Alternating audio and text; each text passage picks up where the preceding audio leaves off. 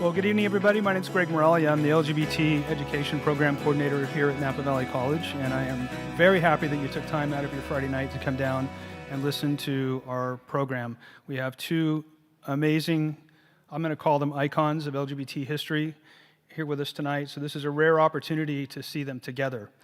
But before we begin, I'd like to have our Vice President of Academic Affairs and Assistant Superintendent, Dr. Priscilla Mora, come forward and give you a welcome. Dr. Mora.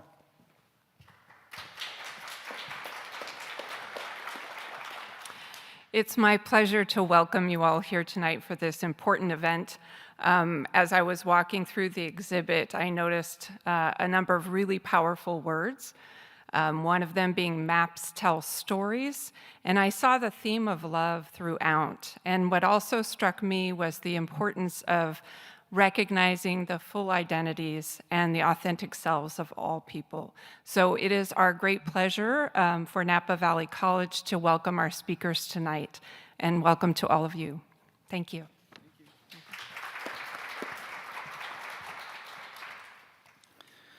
There are a number of people that I want to thank, but I want to begin with our media sponsor tonight, Northern California Public Media, and welcome to the stage the president, Darren Lachelle.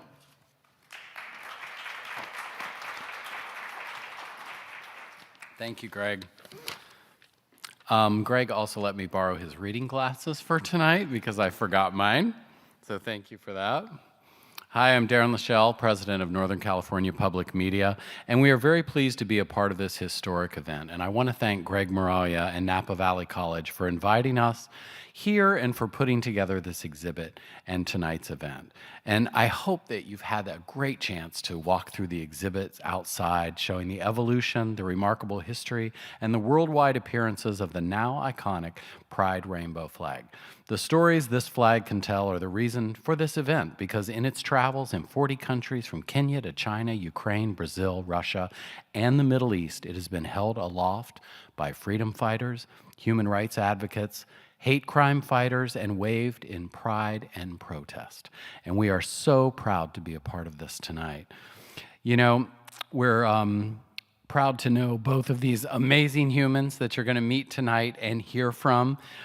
Gilbert Baker, of course, had participated in the flag's creation, and Charley Beal has documented his work in an amazing book in this amazing exhibit. And of course, Cleve Jones here tonight, who went on to create the NAMES Project, the AIDS Memorial Quilt, and co-found the San Francisco AIDS Foundation in his long career for LGBTQ+ rights. So we're very proud to be a part of this event tonight. And speaking of amazing humans, one of my favorite humans is Greg Moralia here tonight, who put all of this together. And he will be back in just a moment to get the show going tonight, as well as being with Napa Valley College. Greg is also the longtime host of Outbeat Radio News on NorCal Public Media's KRCB Sonoma County Public Radio. We are lucky to have him as part of our family, and I'm glad that he invited us here tonight to be part of his. So thank you, Greg.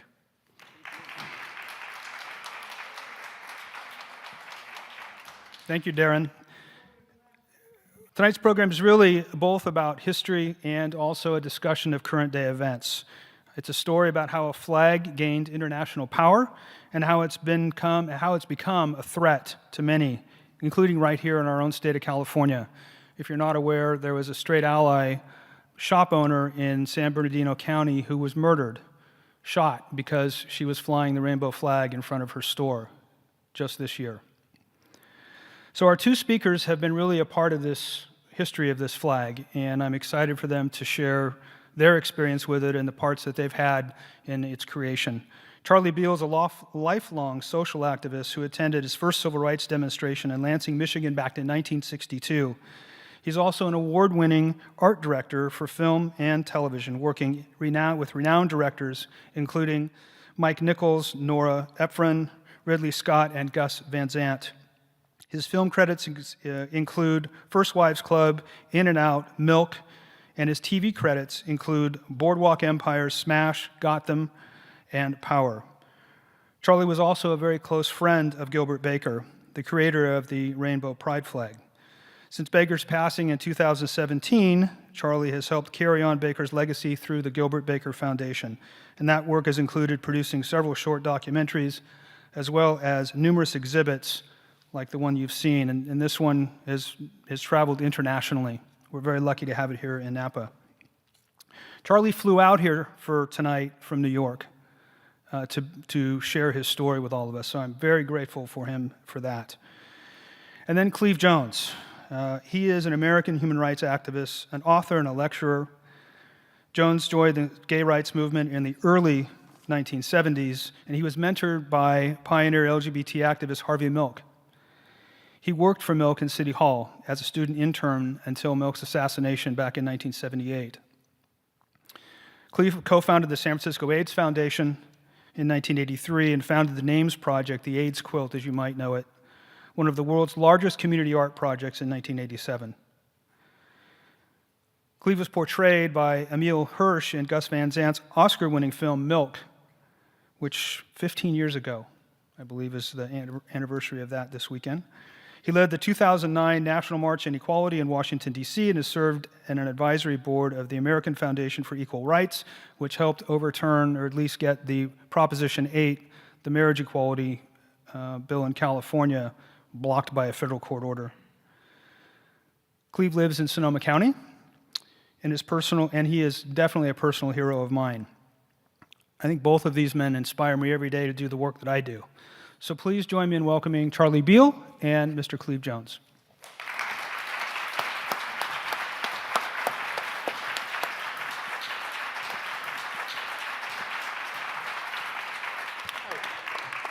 Hello. I'm Charley. This is Cleve. And I'm here to going to give you a little history lesson to begin with, and then we're going to talk about history and about the rainbow flag. Cleve was there when it was created, but first we're going to talk about what led up to that. But the first time really the flag showed up that I know of through knowing certain vexillologists and flag experts was the Bundschuh labor movement in Germany in the 1700s. And interestingly enough, Thomas Paine wanted to put rainbow flags on American Navy ships in international waters as a sign of neutrality. And in the 20s, the cooperative movement used the rainbow. The 20s Maher Baba movement used the rainbow. And then there was a movement in the 1950s to make the rainbow flag the world flag. But none of those caught on until you get to the 70s, and you got these people, this White Panther movement became the Rainbow Gathering movement. And it's a lot of hippies out in the woods doing drugs, basically. But they love their rainbows, and that led to this moment in San Francisco in the late 70s when I think Cleve got involved in the story when there was this desire within the queer community for a new symbol, because up to then there had been the pink triangle, which was kind of a downer. It was put on us by the Nazis. And there was the intertwined gender symbols and the Greek lambda, but they were all very obscure or just not the great symbol of hope that people like Harvey Milk and Artie Bresson and Hank Wilson, wanted for our community. So, they went to Gilbert and they said, you're an artist, you're a drag queen, you know how to sew, we should come up with a new symbol. And here was Gilbert. He lived with this woman named Lynn Seeger Blom, AKA Rainbow Fairy Argyle, and he was making costumes for Rainbow the Mime. And like I said, these were the symbols that were being used before that. When Gilbert was sort of tasked with coming up with a new symbol, the first thing he did is he decided it should be a flag. To me, it's as important as the rainbow part because, flags have power. And he had just gone through the bicentennial in 1976. And up until then, he said he had, poo-pooed the American flag as being a kind of an empty symbol of patriotism. But, he decided that a flag should be our new symbol. And in his memoir, he writes about being out dancing one night with Cleve. Cleve doesn't remember it. And looked at the very diverse crowd that was out in this San Francisco nightclub, and he said he saw the rainbow of humanity, and an idea was born. How did Gilbert get to this point? He grew up in a very conservative family in Kansas. He joined the Army, not a wise idea. He was gay bashed terribly in the Army, and something actually I think mentioned in Randy Schultz's book. But he happened to meet a nice lieutenant who said, "Listen, you're really in trouble here. Why don't you become a medic?" So he said, "Okay, I'll become a nurse." And where did they station him but San Francisco? And he took off his Army uniform and put on a dress, basically, and joined the movement. He learned to sew. He was designing glossy gold lame jeans, Gilbert jeans. And he got involved with Cleve Jones in the early, this is the 1977 Gay Pride Parade, where Gilbert worked on the decorations for this parade. Some really iconic symbols. And Cleve, that was like one of the first big parades, was it not? It's 77? It was definitely one of the largest because there'd been a real movement against us started by this woman named Anita Bryant down in Dade County. Yes, please hiss. And but I have to just add a little bit to something you said earlier. It's not like Gilbert was told, you have to create a symbol. There was a conversation that had been going on, as you correctly described it. The pink triangle came to us from the Nazi death camps. Later on, ACT UP would change it by turning it upside down and make it a symbol of defiance and resistance. But at the time, that was one symbol. The other symbol was the Greek letter L, the lambda, which just seemed so weird and obscure. And I'm sure Charlie has also looked at so many explanations of how this Greek letter L became a symbol of this movement, and each explanation I've read leaves me more confused. The lambda still is around. There's the Lambda Literary Award, which my book won. Shameless plug, there'll be more. And it's still they attach a white one to the rainbow flag in the city of West Hollywood. West Hollywood, that's right. So there was this ongoing conversation about the need for a symbol. But also, Gilbert and I had kind of started to, with our younger friends, take over what is now the Pride. It was called Gay Freedom Day then, which had started out, the parades had started out really as a way to get more people in the bars, frankly. They were run by the bar owners. And so Gilbert, and it was almost all older white guys. And so Gilbert and I were part of an insurgency that was trying to make it more diverse, younger, and more political, because there were these huge fights coming up. And we got in the budget, how much was it, $10,000? $1,000. $1,000. It went a lot further then. So we had this small budget, and Gilbert was in charge of decorating San Francisco Civic Center Plaza for Pride. And he started doing these drawings, which I got to see, and I write about it in my book. But honestly, it wasn't until the flags went up that any of us saw, oh, that's what it is, Right. Yeah, they were a bunch of hippies, and Cleve was there helping him dye this 1,000 yards of cotton fabric and these big vats of dye and ironing and sewing. And there were, I think, 30 volunteers. Here's some of them. There's Cleve with the glasses, Ken Jones up in the corner. There's Ferry Argyle and James McNamara. I'm blanking on some other names here, but we'll get to those later, sorry. But there were a lot of volunteers. There were a lot of people involved in making these two huge 30-foot by 60-foot flags. I would say that Gilbert was, he knew that the size and the scale was going to make an impression, and I think that's something he was good at and would do over and over again with really large flag projects.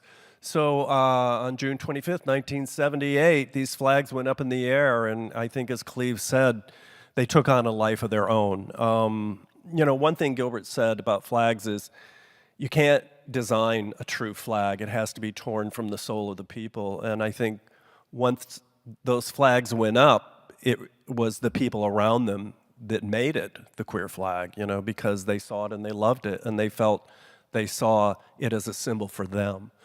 Nowadays, you go on Photoshop, you just throw some colors together and you put it on, Instagram and TikTok, and it goes around the world. But back then, it wasn't that easy.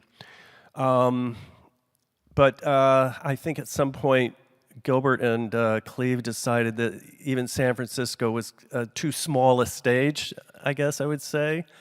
And Cleve actually encouraged Gilbert to do a mile-long rainbow flag for New York City. And found the money. Yeah, and so he got a company called Statlanders to supply money to make a mile-long rainbow flag for Stonewall 25 in New York, which was a big accomplishment. They got this workspace. By the way, this is when I came into the picture. I was not in San Francisco. I didn't know Gilbert until then. I knew some friends of his from even as far back as the 80s. But I met Gilbert when he came to New York. He was looking for a space to build this mile-long flag. And I saw his sketches, and I said, I want to work with you. I'm an art director. I like big productions, and I thought, this is cool. I think from this photograph that within a couple hours after that, he tried to kill me. We had a huge fight. You could read about it in Gilbert's memoir, but I'll put it this way: Gilbert was not the easiest person to work with. Gilbert was impossible. He was Gilbert was impossible. He was so dramatic, and he would just sort of present his buttons to the world and invite everyone to push them, and people did it like mad. And but he also, there were times when he was just heroic, like when the runaway truck. Do you remember this story? There was I'll probably have the detail, but I think it was a FedEx truck. Something happened with the driver, and the truck is going downhill, and the driver can't extricate himself to put on the brakes. And Gilbert jumped up from his cafe and ran alongside the truck and jumped in and rescued it. So he was kind of he was a total queen, but he also was incredibly strong. And I think he and I we learned from each other, and we fought constantly, but we stayed friends for over 40 years. The origin story, though, I think also, I get so annoyed when people say that Stonewall happened because the gays were upset that Judy Garland had died, but that's not true. But what is true is that song, definitely became some sort of anthem in our community, and I think that was in his brain. Gilbert, in later years, came up with all sorts of like what the colors mean and the rest of that, but that came a little bit later. So there were sort of origin stories that came a bit after the fact. But definitely that song, Somewhere Over the Rainbow, that was an important song for all of us. He was from Kansas. And he was from Kansas. So thanks to Cleve's sponsorship, they got the materials and the space to build this mile-long rainbow flag. And I think it took 3 weeks to fold it up into a red ribbon, which was a symbolic nod to the AIDS red ribbon. And Gilbert himself was getting in trouble with the sponsors because he was very principled, and he was sewing in a dress, and they were telling him, we don't really think you sewing in a dress is a good idea. And Gilbert was very gender fluid that way. And back then, people didn't understand it as well as they do now. But he stuck to it. He got the flag, and we got it out there, and it got unfurled up First Avenue. It was a big fight to do it, I got to tell you. This whole thing was permitted by Mayor David Dinkins, who was a mayor, was a good guy and a friend to our community, but unfortunately, in the middle of this process, he lost an election to a guy named Rudy Giuliani. And Giuliani immediately revoked our permit for Fifth Avenue because his friend John Cardinal O'Connor at St. Patrick's Cathedral for years was trying to get rid of the parade going, and he didn't want that rainbow flag going in front of St. Patrick's Cathedral. And he thought with Giuliani, he's going to finally get his wish. And first, they wanted this flag to go over on the FDR Drive. I'm not joking. We unfurled it up First Avenue, and to spite the mayor, Gilbert gets up to, we get it unfurled, and this guy, Mick Hicks, who's a friend, was up, he's a photographer, was up in a helicopter shooting this. And as soon as we got the word that it had been unfurled, we got the world record and all that kind of thing for the biggest flag in the world, Gilbert, in his silver gown, took out some scissors, and you can see him here. He starts cutting the flag into pieces. Because at the same time that this was happening, ACT UP had a second illegal march to protest Giuliani. They had about 10,000 people marching up Fifth Avenue. So we took about 10 sections of this flag and we put them into backpacks and evading the police. I had one of them myself. I mean, we had to evade the police. They tried to stop us from going to Fifth Avenue. And we went over to Fifth Avenue and we reassembled that flag on Fifth Avenue and we bravely marched it, in front of St. Patrick's Cathedral as a big protest. We took those pieces into Central Park. And this is where it gets really interesting because I think, with Cleve's help, Gilbert had made the rainbow flag, the gay flag in the United States. But this plan not only was to, kind of get back at the mayor, but then we took these 10 pieces and they were given to people from contingents all around the world because the gay games were in New York and there was a human rights conference and it was this big global, pride celebration. So the very next year, you see in London and Brazil and, Spain and China and all sorts of cities, you started seeing these giant flags. And what was a national symbol became an international symbol. So I thought it was a brilliant strategy, and it really blew it up bigger than it ever had been. In the year 2000, I went with Gilbert to Rome to the first World Pride, where, again, battling the Catholic Church, who impounded all of his artwork for his exhibit in the airport. We had to raise money to get that art out. He went on to do, a lot of other pride marches. But he was also, I always like to talk about the fact that, Gilbert was always also looking out for all members of our community. I think I, heard this great story about the Castro Theater wanted to do a showing of Gone with the Wind, and they thought it would be interesting to put some Confederate flags up. And Gilbert and the Sisters of Perpetual Indulgence got out there and protested until they took them down. So, he was really fighting for all members of our community because, he would say over and over again in every interview that the rainbow flag is for all sexualities, all genders, all races, all ages, the rainbow of humanity, the rainbow of humanity. That was his concept from the beginning. Here you can see, are you in this one, Cleve?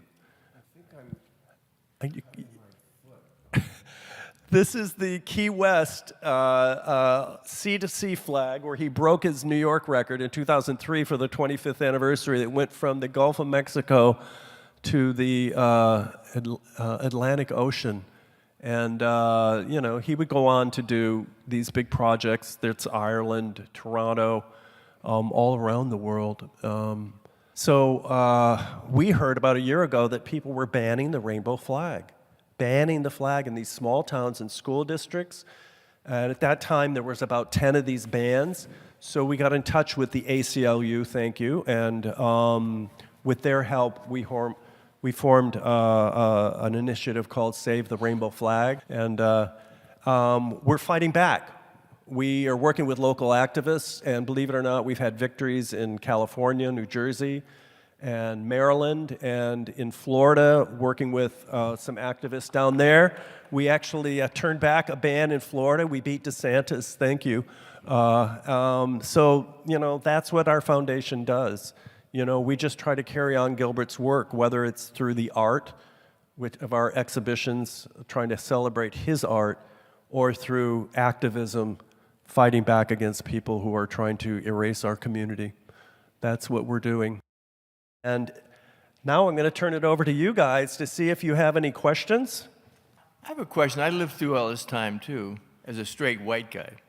So I have a question. When you were young and this was all going on, did you worry about money, and were you scared? Cleve? I mean, because people are scared, right? Were you scared? Well, I've always been scared. I mean, I was abused and badly treated and beaten and stabbed, and I don't know what this money is that you speak of. I never had any.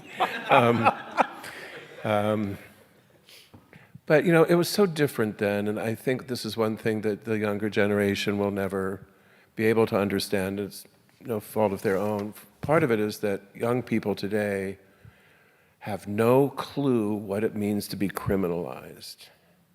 And thank God you don't, you know, because that's a really horrible thing when you're a little kid, to know that because of your desires, because of your sexual desires and your desire for love, you are a criminal, and that there are police departments that have sections that their whole job is to find you and entrap you and arrest you and imprison you.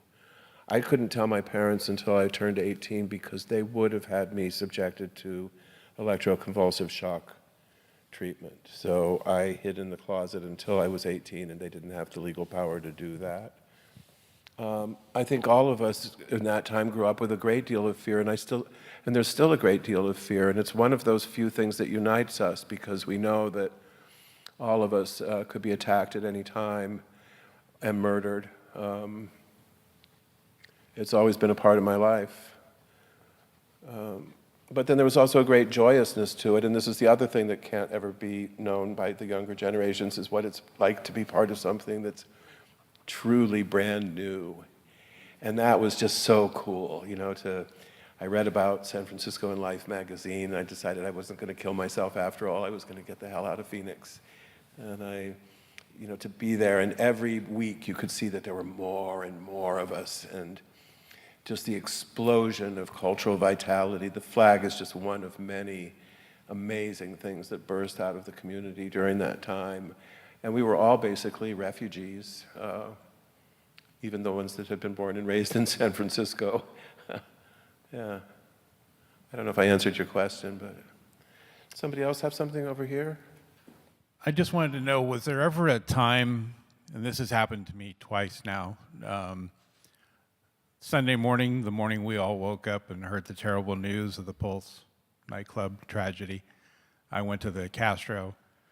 I was drawn to the flag, and I actually stood there for a few minutes and started recording the flag while it was flying.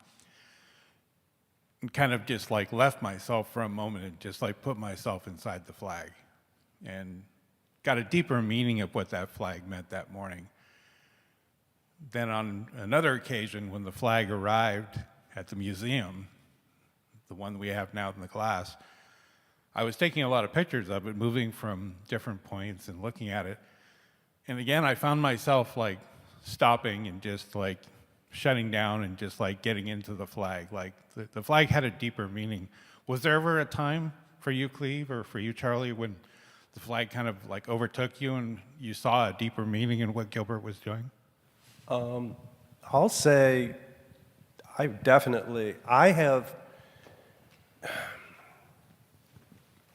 consider myself at this point an amateur vexillologist. I used that term earlier, these people who study flags. Gilbert was a vexillographer, people who create flags and design them. And I've, especially since Gilbert's death, sort of dug into that whole world of them. I have come to believe that flags are imbued with a spiritual power that is frankly supernatural. And the reason is that people put so much passion into these pieces of cloth. I could take this shirt off and go out front of this building and burn it, and people would walk by and they wouldn't blink. But if I went into Red Square and even pulled out a rainbow flag, if I burned a rainbow flag at Harvey Milk Plaza, do you understand what I'm saying? There is power in these pieces of fabric. People march into war and die under them. And I think that there is, it is, you know, it's the force. You know what I mean? There is something about them. And the reason I know that is because I have had people come up to me and say, do you know, I want to tell you about the rainbow flag. And I mean, with fire in their eyes, passionately tell me things that are completely wrong. But it doesn't matter. And I'll just sit there and go, yeah, wow, yeah, I didn't know that, you know, because I see that power. And yes, the truth is I do. I have had that same experience. But I think that's because there is some deep power there. And it's the power that is put into them. I think Cleve said it best when he said, wow, they were making decorations for a parade and they ran them up the flagpole and then boom. It is all those thousands and thousands of people that were there that day that created the rainbow flag, our queer flag. Crazy to be talking to you guys. Like, you guys knew you guys are like there at like the beginning and everything, and like as like, you know, kind of like a new generation gay person, it's, you know, it feels like really powerful to be sitting here being able to ask you guys questions. Just wanted to preface with that. But I was wondering what you guys like think about like how the queer community has evolved. When I look at all the proliferation of flags, Gilbert himself created many varieties of the rainbow flag. He had different flags for different states, and but he kind of sowed the seeds for his own problem when he began to say that the stripes represented certain things, and then it strayed into the stripes representing people. With Philadelphia, when they attached the black and brown as a statement against racism, I honestly think a lot of people won't be satisfied until there's a rainbow flag that has their name on one of the stripes. And I think that speaks to sort of a little bit where we're at with the movement right now, which is a huge amount of focus, which to me, frankly, at times feels very self-absorbed about our personal identities. And I understand that this is important, especially for young people that are just trying to figure out, you know, who they are in this crazy world right now. I would like to see more conversation about intersectionality of issues. I feel a lot of grief right now. You know, my book came out right after Trump got elected, and so between the book tours and the protests, I was invited to a lot of campuses and a lot of street protests, and I always said to the same thing, that, you know, those of us here with silver hair, you know, we're not going to live long enough to see the damage of that election undone. And you who are young, I fear, are going to have to work the rest of your lives to try to undo that damage. And it may not be possible. I feel that we're in a really, really dangerous place right now. I know we are. You know we are. We know what's happening. So that's when I find myself really missing Gilbert a lot. And I mean, we would, my God, we had so many epic fights, but you know, we always made up. And he, anytime something happened, you know, we'd pick up the, God, can you believe it? I miss that a lot. Hi. I'd also like to thank you for the work that you're doing. And I've been trying to figure out exactly how I wanted to ask this question. But Cleve, I've heard you speak before when you interviewed Gilbert about the flag for the GLBT Historical Society. And I remember something that was said about the corporatization of the flag and how he had in some ways engineered that because in order to get it produced, it had to be sort of corporatized. And so what do you think about the way that so many different corporations will have this sort of June Pride thing going on and do all of this rainbow washing, but then not actually like say the word pride or talk about LGBT people and their lives. And like, what do you think about the sort of line that as a group we have to walk in order to get ourselves noticed so that we can participate in society, but then have to deal with groups that want to make money off of us but not actually interact with us? Does that make sense? Oh, yeah. I mean, this is a complicated problem, and one aspect of it is that because the people now called LGBTQ+, most of us grow up believing that we have no value, and so we perhaps overly value allyship.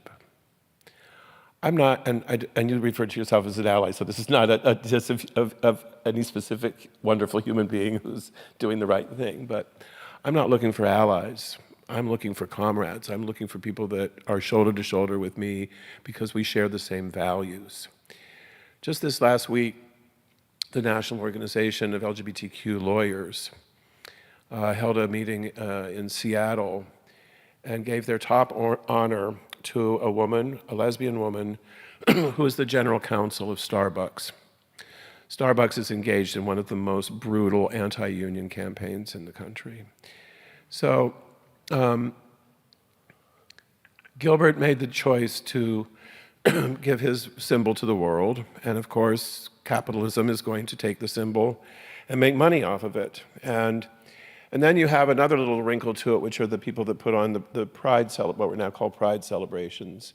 And I'm, by the way, part of a little hardy group of volunteers in Guerneville, and we want you to all come and see us on next Sunday, October 15th. We're reviving Guerneville Pride, and the corporate issue came up right away, which is kind of silly because there's not many corporations that are going to invest in Guerneville, but we did get a big pharmaceutical company to give us a nice little chunk of change, and we balanced that with a bunch of labor unions. But if you're organizing, say, San Francisco's Pride celebration, on the one hand, you've got people that want Beyonce and the stage and the sound to go with her, and insurance costs have skyrocketed. And then on the other hand, you have the people that wanted to fund the police and have no corporate logos in the parade. And so the people get caught in the middle. To me, the solution is to look at your ideology and to understand these connections. I am not interested in an LGBTQ movement that stands alone. If this is just about us, then it's a shallow little movement. And this has been, I think, for me, a fairly disheartening reality, is that when I was young, I believed that because we were born into every color of skin and every faith background, and because we are everywhere, that maybe we had a special and unique role that we could assume in the global struggle for peace and justice, that we could be the bridge builders. I think that was a naive. And we're going to really have to be on guard right now that about our... Magnus Hirschfeld, back in 18-whenever, wrote about it. He said, organizing homosexuals is almost impossible because they have no sense of solidarity. So whenever I hear these things raised up, whether it's about which variety of the flag you want, or the corporatization, or the rest of it, I just think, get down to what are your actual values here? FDR and Stalin were briefly allies. Good thing, stopped Hitler. And I will accept, I will march gladly with anybody to take on what's coming down, but it's got to be based on values, not our identities. And I'm rambling a bit here, and I apologize, but it's an important question you've raised, and it kind of sets me off in a bunch of different directions all at once. The only thing I'll add to that is from First of all, I mean, Gilbert used to just kind of shrug when he walked down Commercial Street in Provincetown and you see all the rainbow coffee cups and tchotchkes, and you just be like, oh my God, what did I unleash? But as far as the corporations, yeah, I mean, he was aware that corporations did a big part in spreading this symbol and spreading it as a symbol of visibility. This is really important, and this is why I tell people the rainbow flag is different than any other flag in the world. Because we're people that are born in a dark closet, and we need to come out of the darkness into the sunshine to find our authentic, true selves. And the rainbow flag is a beacon. It's a beacon of hope. It needs to be out and visible to be meaningful and to work, to do that job, to get people to, you know, I've heard so many stories, especially even these stories from kids in the Middle East and stuff when I was in Malta about, you know, it's because they saw a rainbow flag on a coffee shop or on a bumper sticker, they got brave, you know. So it's a unique symbol that way. So in a weird way, for corporations to spread this symbol around and make it visible works in our favor a lot. President Erdogan of Turkey walked into the United Nations, I think, just last week, and went livid and ballistic because they had put what he thought were he saw rainbow colors up in the assembly, and it wasn't. It was they had some various colored curtains up for what was it, global environmental or something. But you know, so for some people, this is they get triggered into like violent hate by seeing it. But the visibility is really important. So we can't ever, you know, we have to be grateful for the people who will fly it. On the other hand, you know, when Budweiser was putting out their rainbow bottle 2 years ago, and we found out they were donating to anti-trans politicians, Stacey Lentz called me up. She's the owner of Stonewall Inn, and we had a big event, and we were sitting there pouring Budweiser into the gutter, you know, and a whole bank of cameras across the street doing an action. So yeah, we as a foundation try to take care of that symbol, and we're very quick to call out people who will wave the flag with one hand and donate money to our enemies with the other. And as far as the corporatization of pride, it's capitalism, and it's ridiculous to have, you know, a parade that has all these corporations. In New York, if you're a corporation, you can pay to have a big contingent at the front of the parade, all in your T-Mobile t-shirts. And then all the activists are at the back of a 12-hour parade, you know, and they can't pay to be up in the front. I mean, you know, clearly it's a good thing when employers of thousands of people have a policy that says it's okay to be queer. This is a good thing. But I'll tell you, this corporate DEI, this diversity, equity, and inclusion, every giant corporation now has a vice president for DEI, and people get to be their authentic selves and show their spouses' photos at the office while they pillage and destroy the planet. So it's this progress, you know. And I hate to end this on such a sarcastic note. I want to thank you all for showing up. And I want to say one more quick thing as we approach this coming election year in which the future of our democracy is at stake, to please consider what you're going to do to be part of that. And I'm not here to tell you what to do, but you must do something.